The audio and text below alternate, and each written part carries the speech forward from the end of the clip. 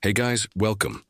Tonight we begin not with a philosopher, an emperor, or a forgotten queen, but with a road, a brutal one, stretching over 2,000 miles of untamed American wilderness, crooked and unforgiving. It doesn't promise you riches. It whispers them, from the edge of your dreams, like smoke off a dying fire. A road that called to pioneers like a ghost calls from behind a door, muffled, magnetic, confinal. They came for land, for freedom, for a future, and they found dysentery, starvation, and broken wheels sinking into cracked, scorched earth. Before we take that first step westward, take a second. Dim the lights. Turn on a fan if you've got one. Let it hum like prairie wind behind your ears. And if you're joining me tonight from somewhere far away, somewhere quiet, somewhere late, let me know in the comments where you are and what time it is. It's always haunting to see who's gathered around the firelight of a screen, across cities, across oceans, across centuries, really. 'Cause tonight we go backward, not into legend, but into sweat. Into the blisters, the splinters, the stench of oxen breath and human fear. Tonight you've decided to go west. Bold choice. You've said goodbye to your house, your neighbors, the idea of indoor plumbing. You're going to Oregon, land of opportunity, fertile soil, death by river crossing. And you haven't even left yet. You're standing by the wagon, a sagging wooden frame on wheels older than logic, with canvas flapping like loose skin in the wind. The thing looks less like a vehicle and more like a dare. Inside, you have to fit everything. Not everything you want. Everything you need to survive. Food, water, blankets, tools, medicine, a barrel of lard, and your children. All 5 of them, one of whom already looks like he's going to throw up. Your wife is trying to cram her mother's heirloom piano into the back, a hulking mahogany symbol of everything this journey will crush. Spoiler, it doesn't make it past Kansas. You try to reason with her, the way you have again and again, but your voice comes out dry, cracked by heat and shame. She glares. The kind of glare that says, you got us into this. Maybe you did. Maybe you believed the pamphlets, the promises, that if you just kept walking west past the rivers, the deserts, the mountains, you'd arrive at Eden. But Eden doesn't come with axle grease and dysentery, and packing this wagon. It's not like packing for a trip. It's not, did I forget my toothbrush? It's will forgetting one axle pin lead to my entire family dying in the Rockies. The children argue over space. One sitting on a crate of beans. Another's chasing a chicken in circles. You've already yelled more times than you meant to. The oxen, the beasts you borrowed with a handshake and a prayer, eye you with the deep spiritual contempt of something that knows it's stronger than you. You try to adjust the yoke, one steps on your foot, again you curse quietly, out loud. Meanwhile, the neighbors wave from their porches trying to smile. They're not smiling. They're wondering how long until your wagon breaks, and they can repurpose your wheels into furniture. And then the wheel breaks. Right there, before the sun's even cleared the trees. Day 0. No movement. Just a sickening crack, like something inside you just snapped. The wheel collapses like a folding chair beneath the weight of everything you thought you could carry. You're bleeding from a splinter. Your shirt sticks to your back with sweat. You smell like fear. You haven't even left Independence, Missouri. And already you're starting to doubt whether manifest destiny is worth all this. The road hasn't begun, and you're exhausted. The morning crawls toward noon. You patch the wheel, badly. The canvas above you creaks in the wind. Your wife is quiet, which is worse than yelling, and the oxen groan like dying violins. You press forward anyway. The first mile is jarring, literally no suspension. The wagon bounces like it's alive and angry. Every rock beneath the wheels feels like it's trying to sabotage you. A child starts crying. Another spills flour. You almost turn back, but something stops you. Pride, stubbornness, hope. By the time you hit the Kansas border, you've already shed half your belongings. A crate of books, a broken lantern, that cradle you swore you'd keep. Gone. Left in the dirt, like breadcrumbs of regret. The prairie begins to stretch out ahead of you. Endless, flat, and empty in a way that fills you with a tight, breathless awe. No shelter, just wind. It presses against you like fingers on your chest. You pass another wagon going the other way, east. A man with a beard and hollow eyes, muttering something about cholera and bones. You don't ask. You just keep going. And oh, the sky. It's bigger than anything you've ever seen. It stretches forever. So wide it makes you dizzy. It burns blue all day, and at night, it bleeds gold, then black, then glittering silver. And still, you roll forward. Every creak of the wheels becomes a heartbeat. Every cough from your youngest makes your stomach twist. Every meal is smaller than the last. And then one evening, as you round a bend by a thin stretch of river, you smell something. Not firewood, not food, not manure. Something worse, something human. A wagon, upturned, splintered.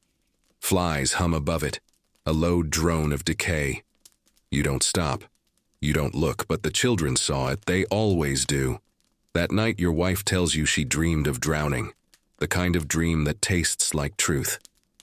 You don't sleep, and still, you keep going, because that's what the trail demands. Relentless forward motion. Trade your piano for a sack of cornmeal. Trade your pride for silence. Trade the past for the hope that the future isn't waiting with a loaded rifle behind a ridge. You're a week in now, 100 miles down, 1,900 to go, and the thunderheads are building on the horizon. The wind shifts. It starts as a whisper, high in the grass, soft in the cottonwoods, and then it thickens, a weight in the air.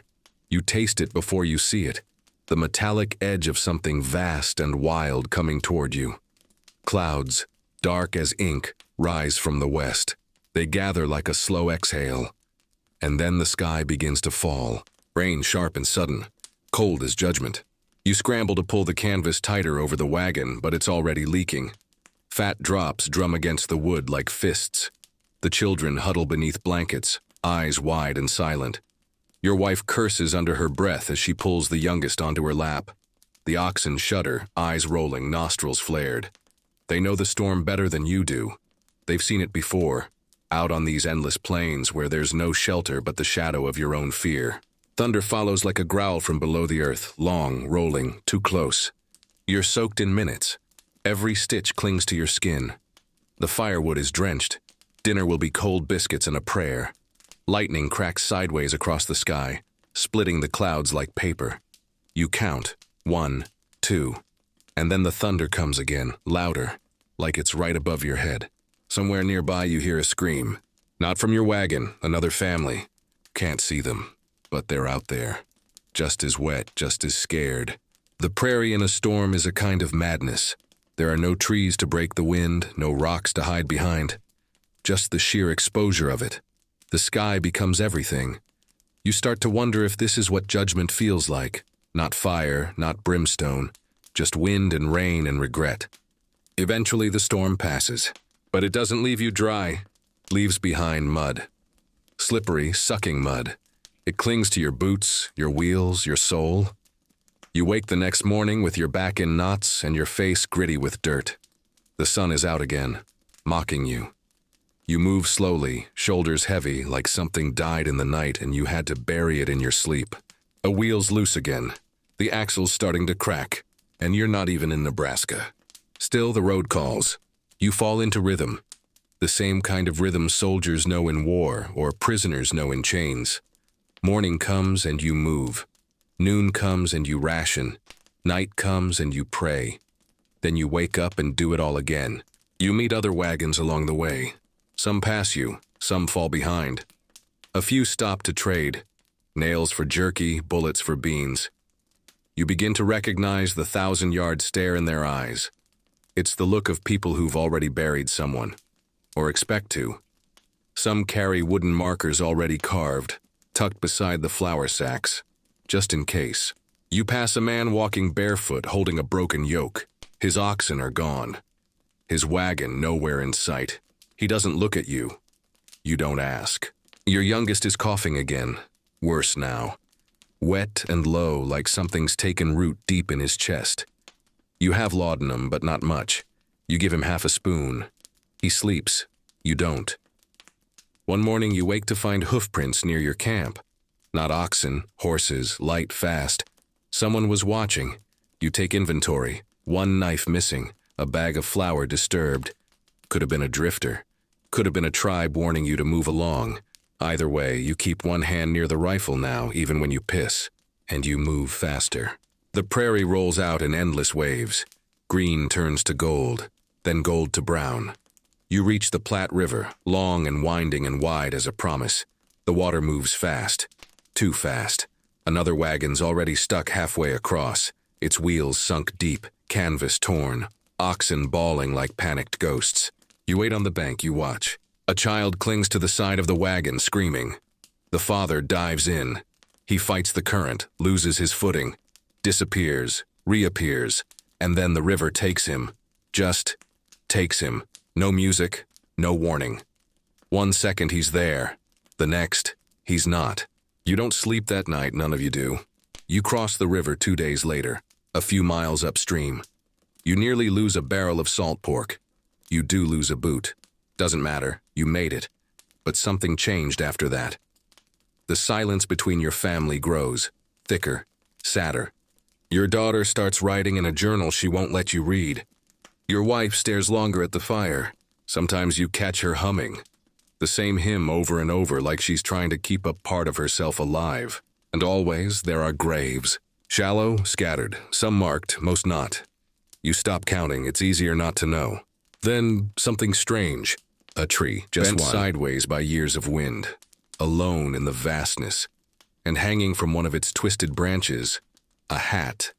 Just a hat. Wide-brimmed, sun-bleached, torn at the crown. It sways gently in the breeze like it's waving. No one says anything. But the whole wagon falls quiet for miles. You start to understand something the pamphlets never mentioned. That the West doesn't want you. It tolerates you, briefly. And only if you earn it. The days grow hotter. The grass thins. You ration harder now. 1 cup of water in the morning, 1 at dusk. You start to dream about springs, about ice, about rain.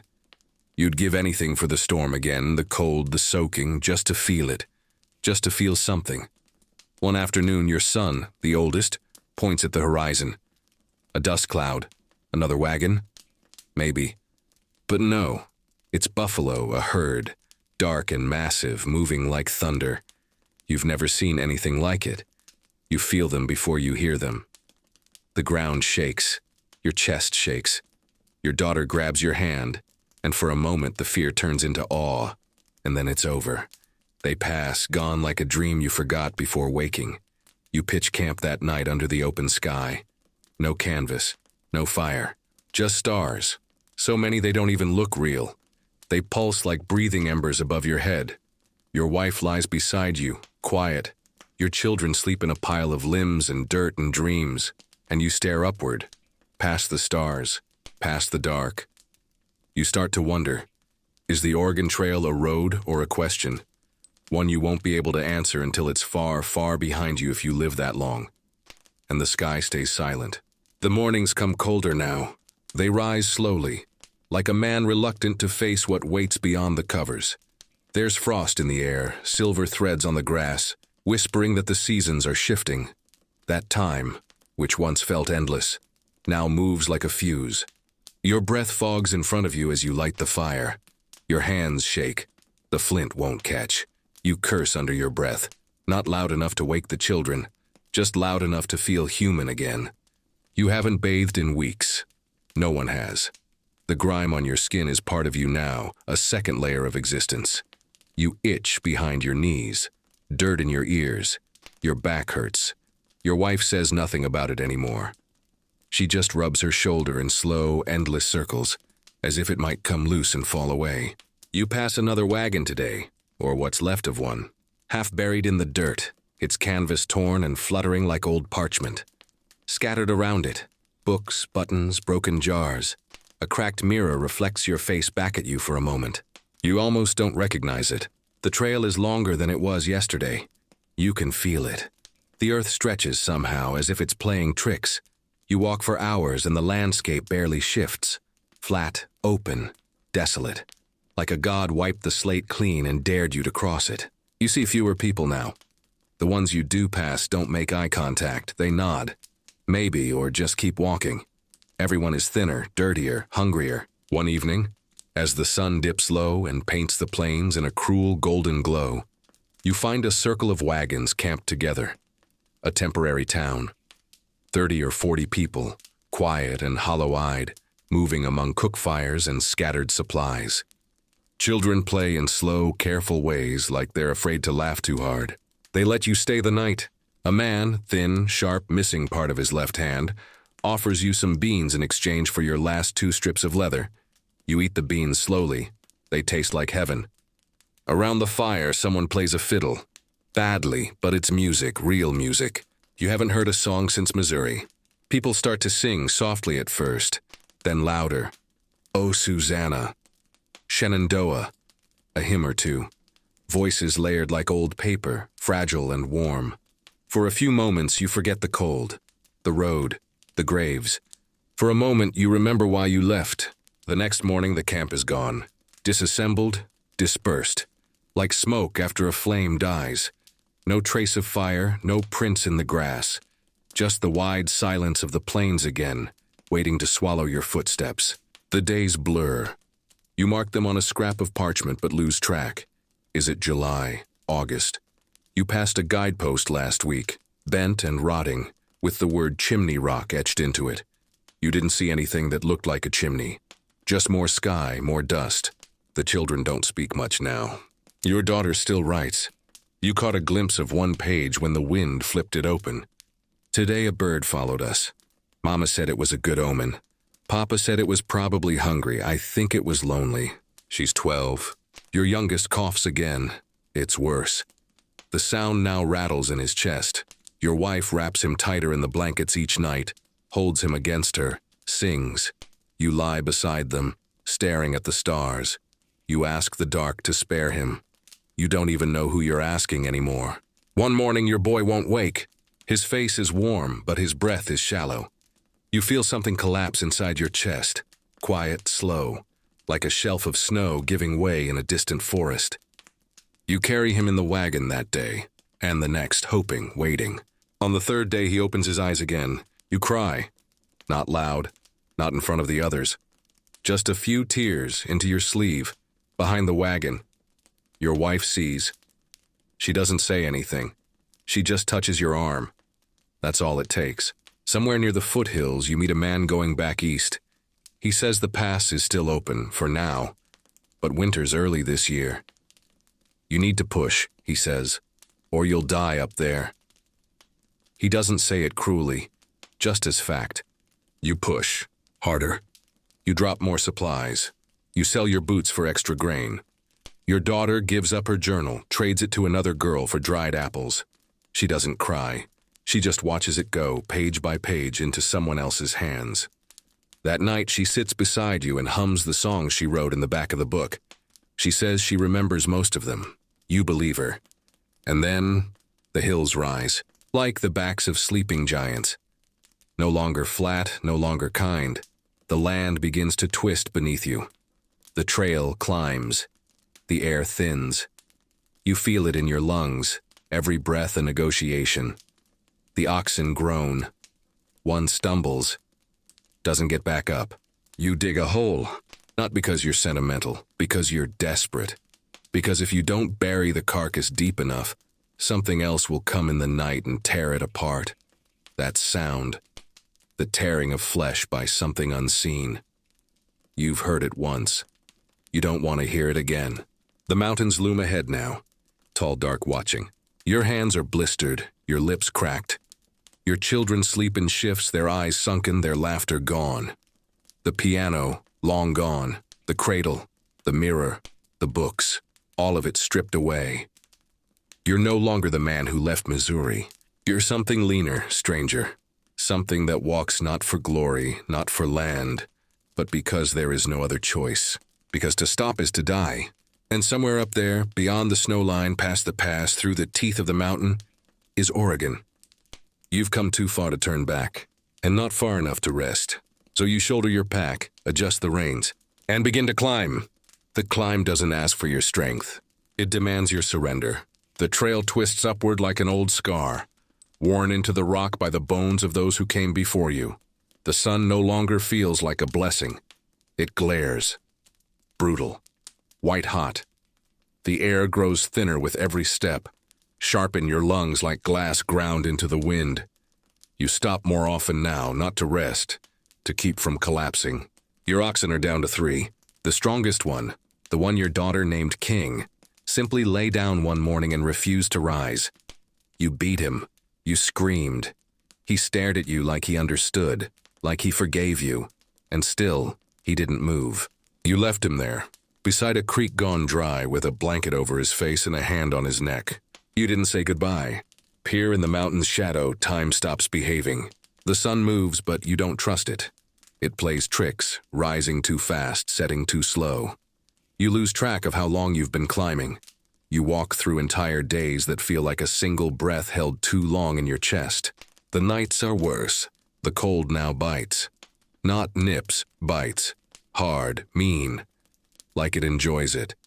Your blankets are thin, your coat's thinner. You huddle together beneath the wagon, curled like animals. Frost creeps over the canvas in delicate, mocking patterns. It's beautiful. You hate it for that. Your youngest cries in his sleep now.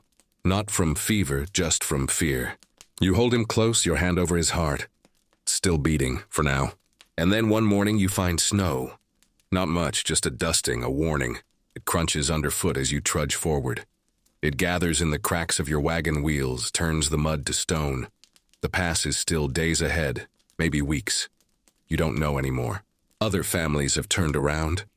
You pass them in silence, ragged, broken, eyes hollowed by disappointment. They don't speak, they don't wave. They just move past you like ghosts retracing their own steps.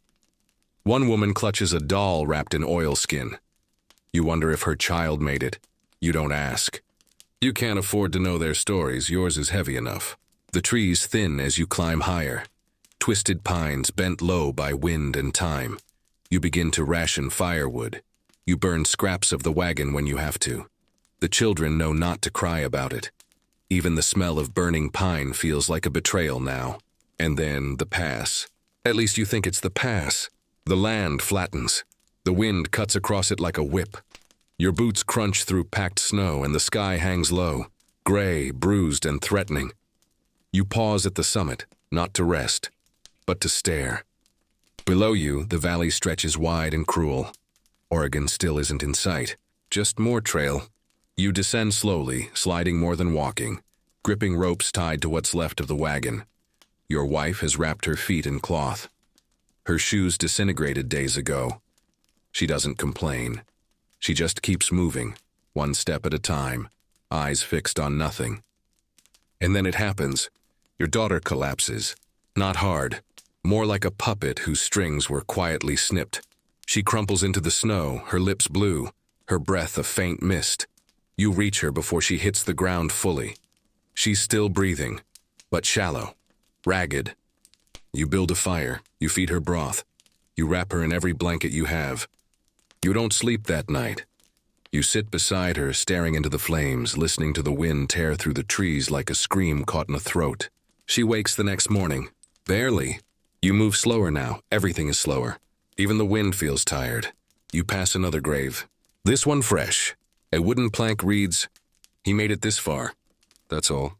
You wonder if someone carved that with trembling hands. If they wept as they hammered it into frozen soil. Or if they were just numb. Beyond tears, beyond hope. You keep walking. One step, then another. The trail descends into forest again. Tall firs, silent and watching. There's water here, finally. Clear and cold, rushing over smooth stones. You drink until your stomach cramps. You cry as you drink. The water doesn't judge you. It just flows. You camp near a bend in the river. There are fish. Your son catches one with his bare hands, slippery and silver. You haven't seen him smile in weeks. Now he laughs, just once. But it's real. You remember the sound. It's the sound of life. And you think, maybe, just maybe. You meet another wagon train near the edge of the valley. 13 families, some already sick, some too weak to speak. But they've heard a rumor. A trading post just over the ridge. with supplies, with shelter, with people who made it. The words hang in the air like a prayer. You follow them. The last ridge is the worst. Steep, loose stone. The wagon tips twice. You brace it with everything you have. You lose 2 sacks of flour. You don't go back for them. You can't afford to. And then, just as the sun begins to set behind the trees, you see it. The valley. Green, real gentle. A scattering of cabins. Smoke rising from chimneys. A fence. A well. A boy running in the distance, barefoot and alive. Your wife falls to her knees. Not from weakness, from relief. Your daughter whispers, "Is this it?" You nod. You don't trust your voice. You made it, but you're not the same. None of you are. You've crossed more than miles. You've crossed something invisible, some border between the world you knew and the one that made you. The Oregon Trail didn't just lead you west. It stripped you down, burned away the soft parts, carved your name into the silence. And now, standing at the edge of that valley, you know one thing for certain. You didn't conquer the trail. It let you live. There is a strange quiet to survival. Not the silence of peace. No, that comes later if it comes at all. But the quiet after screaming, after the wind has stopped clawing at your face, after the snow has melted from your boots, after the last child's cough has faded into sleep, and no one else dies that night. It's the hush of something ancient, like the land itself is catching its breath. You step into the valley like a ghost returning to his own bones. The air is softer here, the ground not as cruel. The trees lean in, not with menace, but welcome. They do not ask where you've been. They already know. The moss underfoot is thick, forgiving. The birds are louder than you remember birds being. Their songs almost intrusive, almost offensive, as if the world dares to move on while you're still remembering. A man from the settlement approaches. He wears buckskin, long hair, eyes like river stones. Weathered, unreadable. He says nothing at first, just nods. The kind of nod that carries weight. A nod that says, "I see you. I know what you had to do." Then, finally, he speaks. You came the hard way, and you nod back, because there was no other way. They take you in, not with cheers, not with ceremony, just with the quiet rhythm of routine. A blanket here, a bowl of soup there, a place to sleep that doesn't creak or move beneath you. You're given bread, dense and warm. It tastes like memory. Your children are bathed. Their laughter returns slowly, cautiously, like deer stepping into an open field. Your wife smiles for the first time in weeks. It's not wide. It doesn't last. But it's real. And real is everything now. At night, the stars shine above Oregon. You sit outside the cabin you've been given. Temporary, they say, just until you build your own. You sit on a stump. The kind of stump that says someone has already been cutting down trees for homes, for fences, for hope. You stare up at the sky and feel, for the first time in months, that you are no longer moving. That your feet belong to the earth again. But even as the stillness settles over you, a strange question lingers in the back of your mind. What now? No one tells you what happens after you survive. They tell stories about the trail, about the dust, the cholera, the blizzards, about the graves and the grit and the way the prairie breaks a man without ever raising a hand. But no one prepares you for what it's like to stop moving, to put down the whip, to sleep indoors, to live. You try to write it all down. The days, the names, the distances, the things you saw and can't forget. But the words don't come easy. Some stories resist paper. Some memories demand silence. You end up drawing instead, small, crooked sketches in the margins of an old ledger. The broken wheel, the hill that took your ox, your daughter's face the day she saw water again.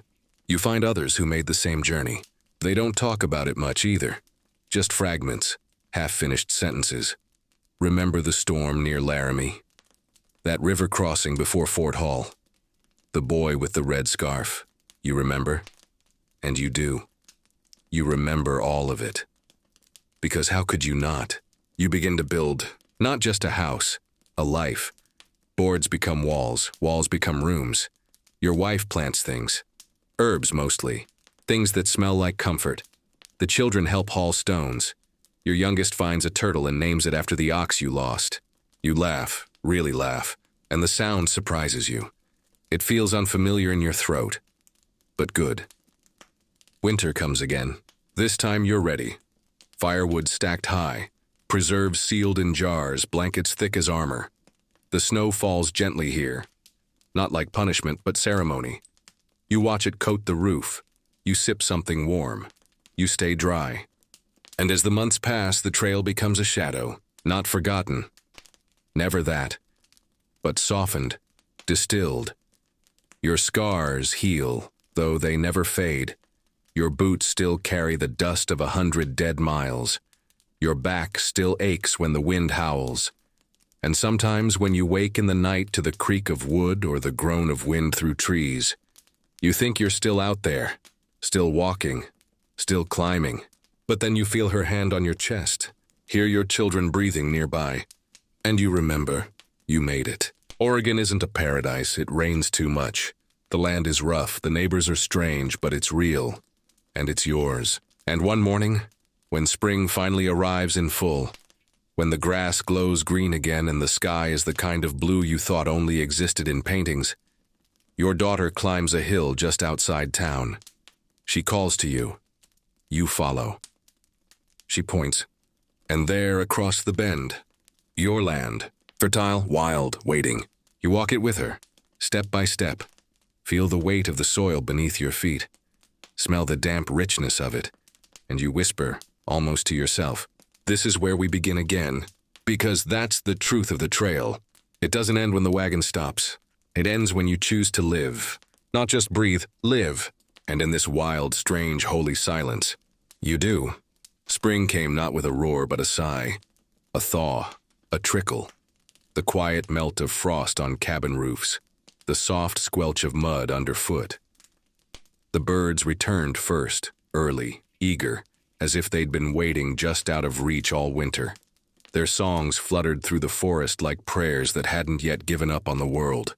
You stepped outside one morning, the air still cold enough to nip your fingers, and you saw green again. Not much. Just a blade of grass at the base of the fence. But it was enough. In Oregon, spring is less a season and more a soft resurrection. The ground, once sealed like a tomb, begins to open its hands. Trees bud with trembling leaves.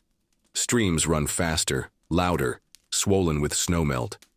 The sky shakes off its gray and begins tentatively to remember blue. And so do you. Your wife hums again while she works. Just a little tune you don't recognize. Maybe one her mother sang, maybe one she's making up. The children run barefoot through puddles, shoes forgotten, laughter ringing off wet bark. Your son builds a slingshot. Your daughter presses wildflowers into her journal. The baby learns to stand, wobbly, defiant, as if she too has decided to begin again. You build a fence around the land you were given. It's not much, just split rails and rope, a gesture more than a barrier. But it feels like a line drawn in the dirt between what was and what is now. You till the soil with your own hands. It's heavy, stubborn, but it yields. You find worms, rich black earth. The smell is thick and honest, like something sacred pulled straight from the spine of the world. You plant what you can, potatoes, beans, a little corn. It's not a farmer's field and not yet, but it's a start. You teach the children how to plant in rows, how to water at dawn, how to speak gently to the seeds as they press them into the dirt.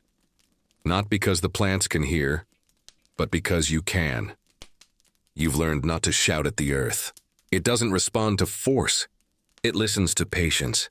The other settlers do the same. You're not alone anymore. Not in the way you were out there on the trail, where every family was its own island of pain. Here people wave when they pass. They bring bread when a baby's born. They lend you nails when your roof leaks. There's a widow who teaches your son how to make soap. A blacksmith who sharpens your tools without charging a coin. No one talks about where they came from. They just help you build where you are. Still, the ghosts Sometimes you wake in the middle of the night and think the wagon is still creaking beneath you. You dream of thunder on the prairie. Endless, rolling, full of teeth.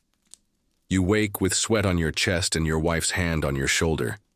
She says nothing, just holds you.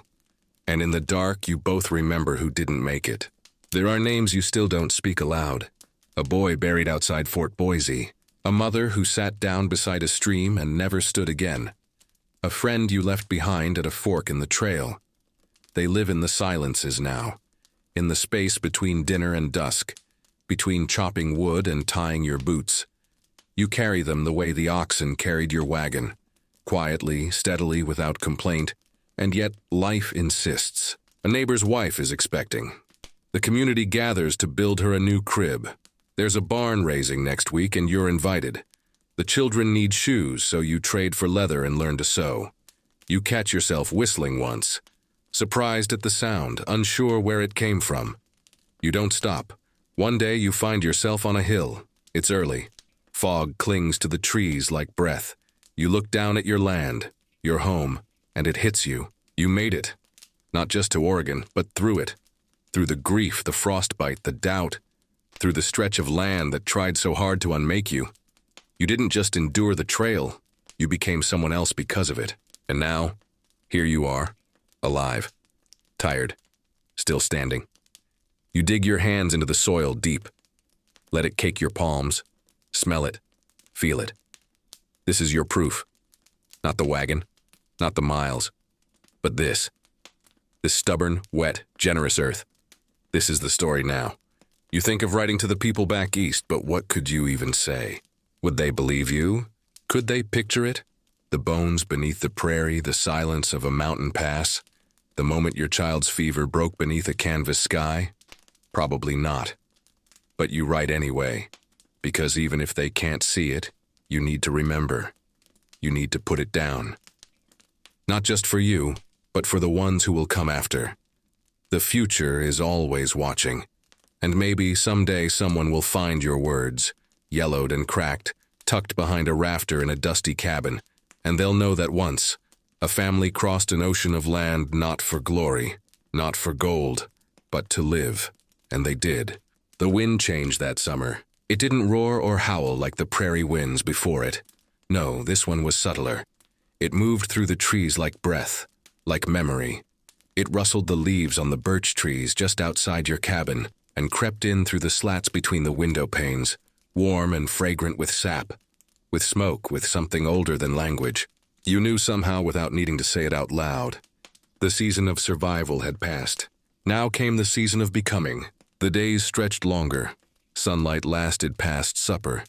The children chased their shadows in the fields until their legs gave out. Your wife began to hang laundry outside again, and it swayed like flags in the open air, worn shirts, hand-stitched dresses, bed sheets with tears from the trail still in them. There was something sacred in the sight, something ordinary. And the ordinary, after all you'd been through, felt like a miracle. The garden started to grow. It was slow at first, modest, but one morning you stepped outside and found a single green shoot pushing through the dirt. Just one, small, tender, but it stood tall. You knelt beside it, touched the soil, and didn't speak. Didn't need to. That one shoot said everything. We're still here. The crops followed. Rows of beans, heads of cabbage, stubby carrots hiding beneath the earth. You pulled them up one by one, surprised at their weight, their smell, their realness. You learned how to cut a potato in half, plant both ends, and wait. You learned that water is not a guarantee, even here, that the sky can forget you. But the land, if treated gently, remembers. And you were gentler now. Even your hands had changed. No longer calloused from pulling wagon wheels from mud, but from fence posts, hammer handles, split logs. Wounds healed slower, scars thickened. But there was pride in that pain. Each scar a chapter, each ache a receipt. You paid in flesh, and now the land answered in green. The neighbors came by more often. They'd bring things, bread, buttons, new boots outgrown by someone else's boy. And they'd stay longer too, share stories on your porch after sunset, pipes glowing faint in the dusk. There was laughter now, not nervous or forced, real laughter, full-bellied, careless. You began to know their names, their faces, their silences. There was Mr. Thatcher, whose wife died crossing the Blue Mountains. He never talked about it, but always left a pie at your door when someone in your house got sick.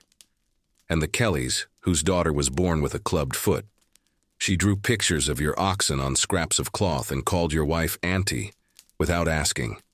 There was no ceremony to the community, no oath, just people who had survived something unspeakable, choosing each other day after day. There was a strange beauty to it.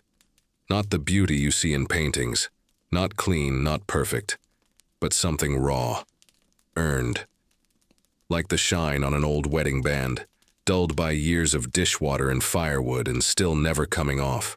You'd lie in bed some nights, the children breathing softly in the next room, your wife's back warm against your chest, and wonder if you were finally at peace. If peace was even something a person like you could feel again. The wagon was long gone, sold for parts. You buried its broken wheel behind the barn like a headstone. You never looked at it, but you always knew it was there. And still, the trail pulled at you, not as a regret, not even as a memory, but as a part of you now, stitched into your spine. You could smell dust that wasn't there, hear coyotes that weren't calling. Some nights when the wind hit the trees just right, you swore you could hear wagon wheels turning far off in the dark, rolling toward nowhere. Your oldest son turned 10 that summer. He asked about the trail, about what you'd seen, what you'd lost. He didn't remember the worst parts, just fragments. The creek where you caught frogs, the man with the harmonica who shared jerky near Chimney Rock.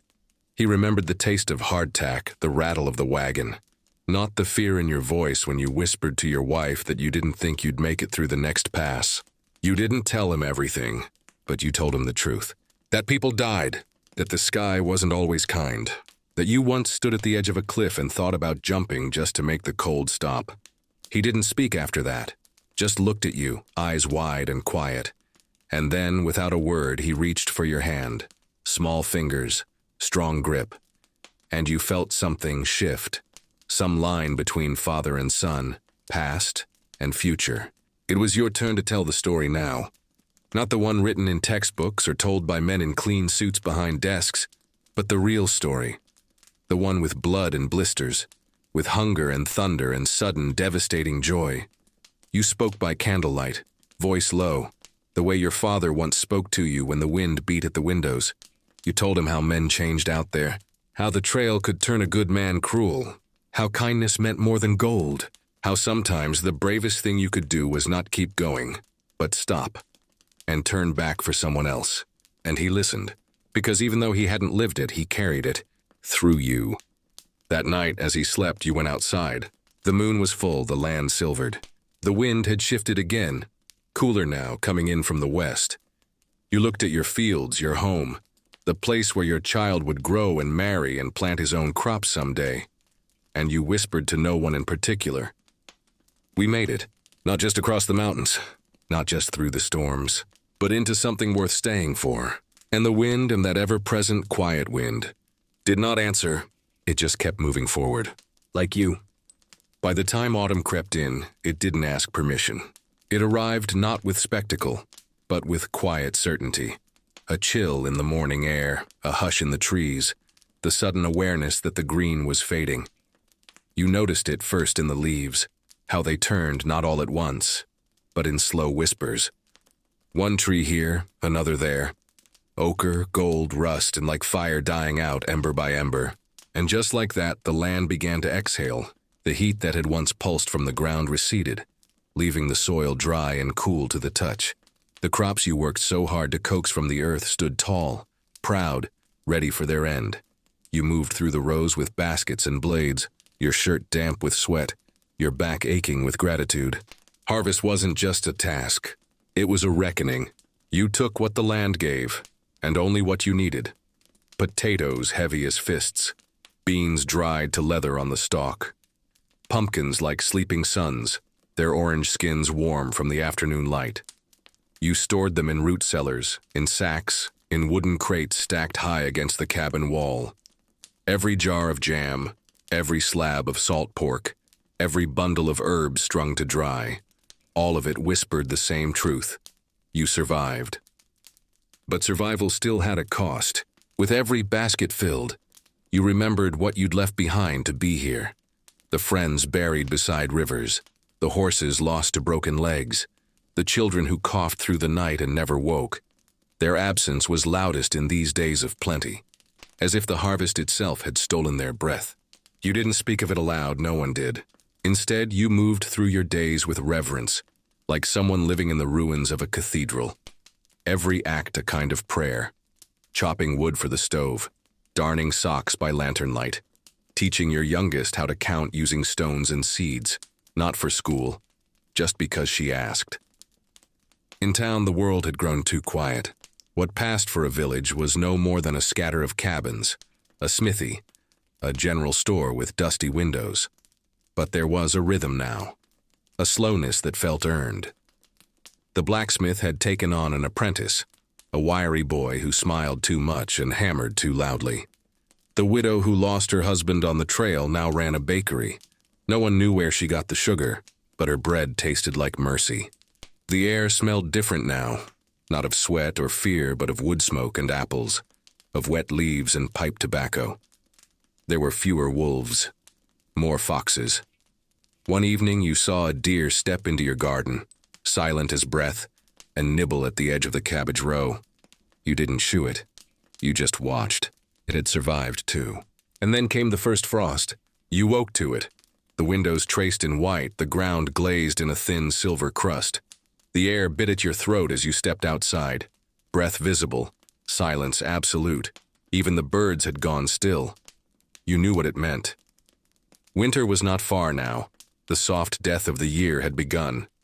And so the work changed. You chopped more wood than usual, checked the roof for leaks, repaired the chimney. Your wife began sewing quilts from old clothes, her fingers moving slow and sure, each stitch holding back the cold like a whispered promise.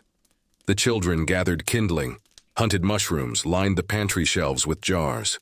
You taught them how to spot a dying branch, how to trap a rabbit, how to listen to the wind, not out of fear, but out of memory.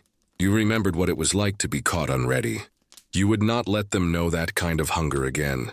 And yet part of you missed the trail. Not the hardship, not the danger, but the silence, the clarity, the way the stars looked when nothing stood between you and heaven. Out there, everything had been sharp. Every choice mattered. Every sound had weight. Here life blurred a little, and you wondered, is peace meant to feel this slow? But then one night as you sat by the fire, your youngest curled up beside you, her head on your lap. You heard her breathing, soft, even, alive. And it hit you. This was what you'd come for. Not gold, not land, not glory. Just this. This fire, this warmth, this moment. Outside the wind began to rise. It slipped around the corners of the house like a ghost, testing the locks. You fed another log into the stove and listened as it caught. Sparks flared. Shadows danced. And for a moment you closed your eyes. You saw the wagon, the trail, the mountain passes, the river crossings, the graves, the laughter, the screaming, the silence. You saw every footstep that led you here, every wound, every prayer muttered into the canvas at night. You saw them all, held them all, and then you let them go. Not forgotten, just laid down, like a load too heavy to carry one more mile. The fire crackled. Your daughter stirred, nestled closer. The cabin sighed, and the wind moved on, slipping back into the trees, as if it too had finally found a place to rest. The snow arrived without drama. No warning shot, no furious sky, just a quiet descent like the world was being dusted in sleep. You woke to it, everything softened, hushed, smoothed over in a perfect white. The fence posts wore crowns, the wagon ruts had vanished, even the trees stood still, their branches trembling under the weight of the hush. It was a silence you could feel in your teeth. You stepped outside barefoot, foolishly, just for a moment, and the cold bit up through the soles of your feet like ice water. The air was so clean it felt like breathing glass. And in that stillness, that almost sacred pause, you realized something strange. You were no longer moving. For the first time in years, maybe ever, there was nowhere to go. The trail was behind you, the planting done, the harvest complete, And winter, that ancient slow death, had closed its hand around the world. You would not travel now. You would not build. You would wait. You would endure. But in this place, in this cabin, this clearing, this stubborn life you carved from wilderness, endurance no longer felt like desperation. It felt like rhythm. Mornings were slow now. You woke before the sun, the stove already going, your wife stirring a pot of oats with cinnamon bark and molasses scraped from the last jar. The children stayed under quilts a few minutes longer, tucked like secrets. You let them. Sleep, in these months, was sacred. The days passed in small movements. You mended what had torn, sharpened tools dulled by summer, checked the roof for ice, the walls for drafts, the animals for frostbite. You shoveled a path to the woodpile. You salted the steps. Nothing heroic, just necessary, just enough. And somehow, enough became everything. Inside, life folded in on itself. The cabin, once too small, now felt like a world. Every sound echoed, the scratch of a pen, the click of a needle, the crackle of the fire. Your wife humming some hymn her mother taught her. You found yourself listening more, speaking less. Sometimes the children would bicker, about boots, about chores, about who got the last spoonful of honey. And instead of scolding them, you smiled. Because even in the heart of winter, they fought like they were alive. And they were alive, more alive than most men you'd known back east, with their polished boots and clean hands and dead eyes. Out here, life wasn't tidy. It was brutal and magnificent and honest. It didn't hide behind manners. It came at you with teeth. And if you were lucky, or maybe just stubborn, you bit back. But winter asked different things of you. It wasn't a test of grit. It was a test of quiet, of patience, of faith. Could you sit with the stillness? Could you watch the snow fall for hours without needing to do something, fix something, conquer something? Could you simply be? At night, the fire became your altar. The flames danced in their iron belly, casting gold on the faces of your family. You took turns reading, from the Bible, from the almanac, from an old water-stained novel someone had traded for a jar of pickled beets last fall. Your son read slowly, carefully, like the words might break if handled too roughly. Your youngest daughter listened with her eyes closed, mouthing the sentences she already knew by heart. And you just watched, because there was nothing to chase anymore. No more rivers to cross, no more mountains to scale. The real frontier now was time. Could you make it to spring without losing your mind, your hope, your fire? One morning near the solstice, you found a bird frozen in the snow. A sparrow, its wings curled inward like fists. No wound, no sign of struggle, just stillness. You knelt, scooped it up gently. It weighed nothing, like it had already become part of the snow. You buried it at the edge of the field, said no words, you didn't need to. Death out here wasn't cruel. It was part of the pattern. And you respected the pattern. That night you sat by the window and watched the moon rise. It hung low and yellow over the trees, casting shadows sharp enough to slice. You listened to the wind push through the eaves, and thought of all the nights you spent in the wagon. Cold, wet, afraid. And here you were now, still cold, but not afraid, not anymore. Your wife joined you, wrapping a blanket around your shoulders without a word. She leaned into your side, her head against yours, and the warmth of her presence reached places even the fire couldn't. Outside, the wind howled, but it sounded less like a threat now, more like a song, old, aching, and true. And for the first time in a long time, you let it sing to you. You let the snow fall. You let the fire crackle. You let the silence hold you. Because deep down you knew. Spring would come. It always did. But winter was the part that made you.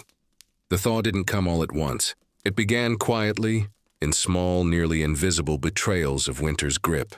A drip from the eaves. A patch of mud where the snow had receded just enough to reveal last autumn's forgotten leaves. You didn't even notice it at first. Not really. It just crept in, like a breath held too long, finally let go. The mornings were still cold. Your breath still ghosted in the air, but something had shifted. You felt it in the wind, which no longer cut but merely brushed. You heard it in the birds. Not many, just one or two. Their songs hesitant, like they weren't sure if it was time yet. But you knew. The thaw was coming, and with it everything would change again. Inside the cabin, your world had shrunk to the shape of habit. The stove, the table, the same daily rituals. Boiling water, mending socks, counting the jars left on the shelf. And just as you were growing used to the slowness, just as the silence had started to feel almost holy, the world began to stir again. And it stirred loudly. The children were first to notice. They grew restless, itching to run, to scream, to fling themselves into puddles just because they could. You tried to calm them, to keep them inside where it was warm. But how do you cage spring when it's already blooming in their bones? They spilled out into the yard, cheeks red with wind, feet soaked from melted snow, hands coated in mud and joy. You watched from the doorway, arms crossed, heart aching with something you couldn't quite name. It was pride. It was sorrow. It was the strange, impossible realization that they'd survived another winter, and in doing so, they had changed. Not just older, wilder. Your son, once quiet and cautious, now moved with the confidence of someone who had endured frostbite and hunger and boredom, and come out the other side with a crooked smile and calloused hands. Your youngest daughter no longer whimpered at the wind. She whistled back at it, and you, well, you didn't recognize the man in your own shadow anymore. You had grown harder and softer all at once. Your hands bore the story of the trail, your eyes the memory of fires long gone out. And when you walked now, it was not with urgency, but with weight, with knowing. Spring didn't come gently. It burst. It shattered. It flooded the world with sound and scent and chaos. Rivers swelled with melted snow. The ground became a bog. Axles sank. Boots vanished. The whole world turned to sludge and bloom, decay and possibility. And it was beautiful. Everywhere life returned in color. The brown of thawed earth, the green of desperate new shoots, the pale yellow of early blossoms that looked too delicate to survive a breeze, let alone a storm. But they did. And so did you. You stood in the fields where nothing had grown before. The soil was thick, stubborn, wet with memory. It would take work, real work, to make anything rise from it. But this time you didn't dread it. You were ready, because planting was not just about food. It was about belonging. Every seed pressed into the earth was a promise whispered to the future. A statement, I'm not leaving. I claim this. You built new fences. You repaired the plow. You traded for new tools in town, now busy with others emerging from winter like bears from caves. There were reunions, cautious, warm, wordless, a nod across the road, a shared drink, a glance that said, you're still here too. And beneath it all, something else. A quiet, rising urgency, like the land itself was pulling you forward. No more stillness, no more reflection, just motion. You were no longer surviving. You were building. It felt dangerous almost. To hope again, to dream beyond the next frost. But it was happening whether you were ready or not. One morning, your wife handed you a sprig of wildflowers. Tiny, purple, stubborn things. She didn't say where she found them. She just placed them in your hand, dirt still clinging to the roots. You didn't ask. You planted them in a small patch beside the door, and when your children asked why, you told them the truth, because someday someone else might need to see them. Maybe it would be a traveler, lost and cold. Maybe it would be your own grandchildren. Or maybe it would be you again, some winter far from now. A reminder, life comes back. Not always how you expect, but it returns. And so you began again, you cleared the fields, you counted the seeds. You charted the days by the sun, by the feel of the wind on your face. You watched the snow vanish from the mountain peaks. You listened to the frogs call out at dusk. The thaw had broken the silence, and in its place, something new rose. Not noise, not chaos, but music. The music of hammers and spades, of children laughing, of roots pushing through soil, of fire crackling again, not for survival, but for comfort, for company. And in the quiet between those sounds, a deeper one, the sound of your heart beating not in fear, but in rhythm with the land. You were still here. You were still breathing, and the earth was listening. You marked the days now not by hardship, but by growth. Tiny signs, impossible to ignore. the way the morning sun lingered just a little longer on the eastern ridge, how the breeze no longer cut, but carried the scent of damp earth and sap. The birds had returned in full chorus, reclaiming branches that once bowed under snow. Their songs wove through the trees like prayers, high, flitting, urgent. Not sad, just ancient.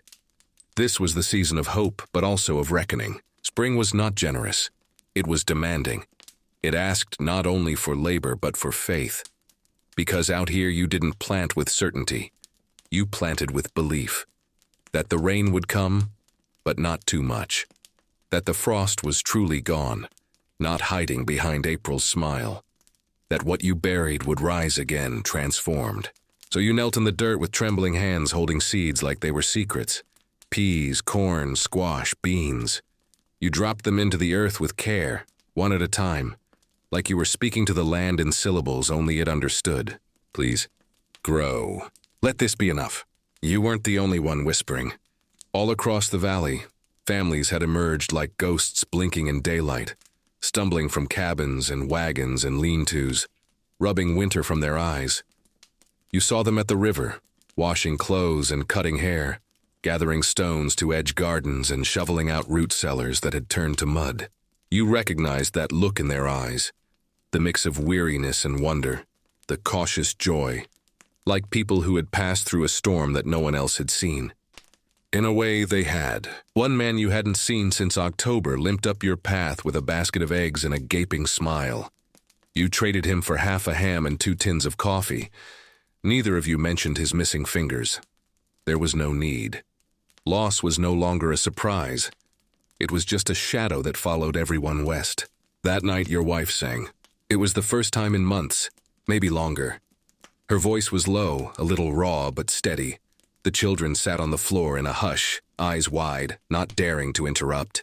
She sang of rivers, of home, of leaving and longing, and some old town you'd both nearly forgotten.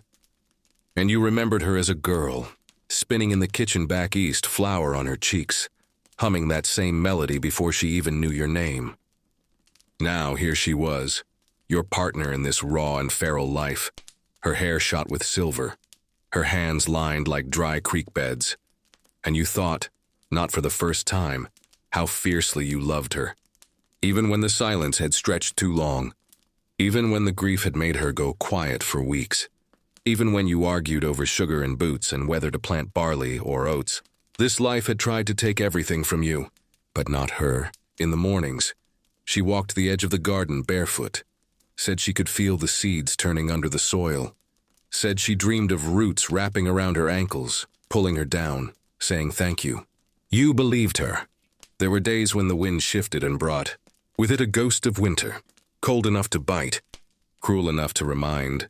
You'd wake to frost on the windows, panic clenching your chest before reason returned. It's over, you'd tell yourself. That part's done. But some part of you never stopped watching the sky. Just in case. You learned to listen again. To the birds. The creek. The trees. Their rustling meant something now. A storm. Deer. A stranger walking through. You no longer lived by the clock, but by sound and instinct, and the slant of light across the floorboards. The world had grown louder in spring, but you'd grown quieter. You didn't speak unless it mattered. Words were measured like flour, like bullets, like days, and when you used them, it was for truth. One evening, you caught your eldest son sitting on the porch, carving something from a block of cedar. His hands moved slow and sure, blade glinting in the firelight. You sat beside him, said nothing. He handed you the carving after a while. It was crude, rough-edged, but unmistakable. A wagon, wheels just barely holding together, canvas bowed. Your wagon. The one that had broken 3 axles, crossed rivers, held your whole life inside it like a rib cage. He'd captured the wear, the tilt, even the missing spoke you never fixed. You turned it in your hands, then nodded. He smiled just once and went back to carving. That night you buried the figurine in the garden, not because it was broken, but because it had carried you here. And now it was time for something else to grow. The stars came out slowly, not all at once, but like memories blinking into place. You leaned back in your chair, listening to the night breathe, crickets, wind, the low creak of the rafters, the hush of your wife's footsteps inside. and somewhere in the trees an owl called out. Not a warning, just presence. You were here, and so was it. No longer strangers. You looked out at the field, barely green, the rows uneven, hopeful. And in your chest something bloomed, not pride, not relief. Something deeper, something quieter. This is how it begins, you thought. Not with thunder, not with triumph, but with a seed, a song, a quiet night, and a man too tired to dream but awake enough to remember why he came. And so the season turned again, not with ceremony or clarity, but like a candle burning lower, so slowly you almost missed it. The days lengthened, the winds warmed, the rain softened into mist, and the world once held in winter's fist now lay open beneath a bruised and beautiful sky. Your crops had begun to rise, thin shoots at first, green and trembling but defiant.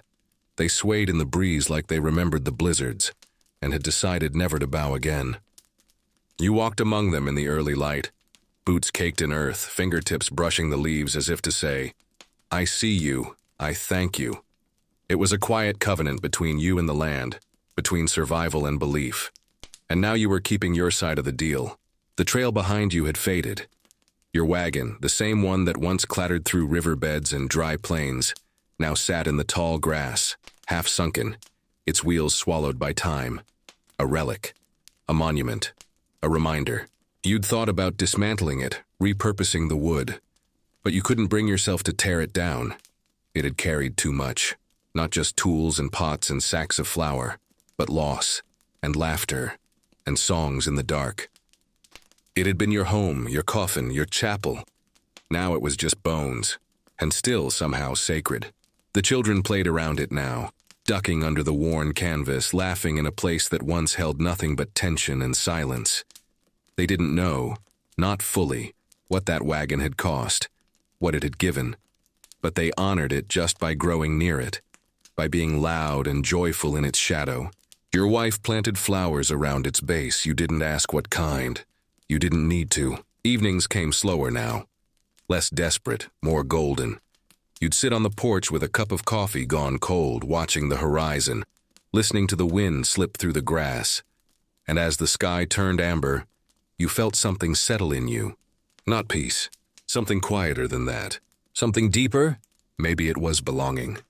The other settlers, your neighbors now, not just fellow ghosts on a road west, had begun calling your patch of land the Good Ridge.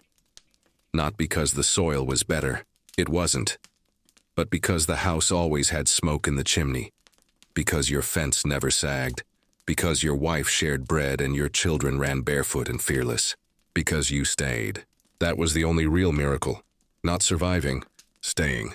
Through the floods, the fires, the snow. Through nights that broke your back and mornings that tested your faith. Through the ache in your knees and the hunger that made your teeth feel loose. You stayed. You dreamed of this place before you saw it. Dreamed of it through maps and stories and promises scratched on paper by men who'd never touched the dirt themselves. You believed them once. You don't anymore. Now you believe in the land, in the stubborn strength of it, in its refusal to bend to fantasy. And somehow that's more sacred. One afternoon a man came riding up the road. A stranger. He looked like you did once, lean, raw-eyed, hopeful to the point of foolishness. His wagon was overloaded, his oxen were sweating. His wife looked like she hadn't slept in a month. You met him at the edge of your fence. He asked if the road ahead was safe. You paused, looked down at your hands, at your boots in the dust, at the valley behind you, green and growing, quiet and alive. Then you said, "No, but it's worth it." He nodded like he understood. You're not sure he did. But you gave him water, a bag of flour, a map with a note about where the river bends shallow enough to cross without losing a wheel. And as he drove off, you watched his wagon grow small, creaking and fragile against the vastness. You didn't envy him. He was chasing something you'd already found, and learned not to chase again. That night the sky was clear. The stars came out early. Your wife sat beside you, her head against your shoulder, and for a long time, neither of you said a word. You didn't need to. Everything that mattered was already spoken, in the cracked boards of the porch beneath your feet, in the rows of corn waving gently in the moonlight, in the slow rhythm of your breathing. The story wasn't over, it never would be. But for now, the road had ended here. Not with a finish line, but with roots, with echoes, with a name carved into a post, not to mark a conquest, but a beginning. You had come west chasing a dream, and what you found was far more real, far more sacred, far more earned. So you let the silence return, not with fear, but with reverence. And in the hush between stars, you whispered a final truth. Maybe to God, maybe to yourself, maybe just to the dark. We made it. We are still here. And just like that, our journey ends. Not with a roar, but a breath, slow and steady, like the wind that moves across an open prairie long after the wagons have stopped rolling.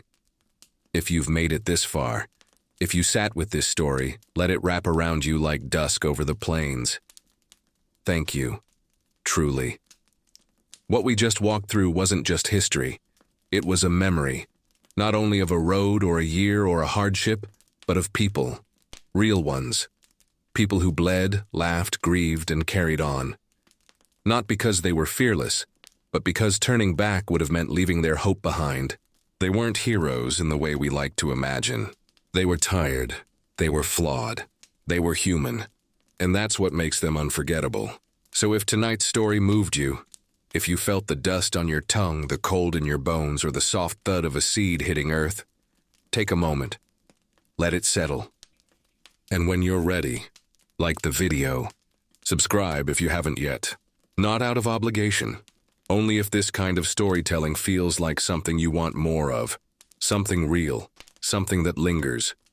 Drop a comment and tell me where you watched from, what time it is for you, what part of the story stayed with you the longest. I read everyone, and I carry them into the next piece every single time. And now, turn down the volume. Let the last image fade. Let the quiet stay a little longer, because some stories aren't meant to be rushed. Some stories, like this one, ask only that we remember, and remember gently. Good night, and wherever you are, stay curious, stay grounded, and stay here.